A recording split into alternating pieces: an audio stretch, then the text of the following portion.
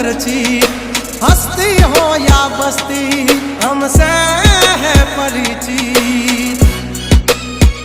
અમારી આમ પડતા પહેલા તું જોઈ લેજે ચોઘડિયા, લાગશે દિયોરો તમારા વાગી રહ્યા ચોઘડિયા। દાંડ નો કરે કોઈ દી માર્કેટમાં માર્કેટિંગ, અમારે પોસ્ટ ચડે હાલતી હોય પેન્ડિંગ। હા ગંગલાથી નો થવાય કોઈ દી બરવટિયા,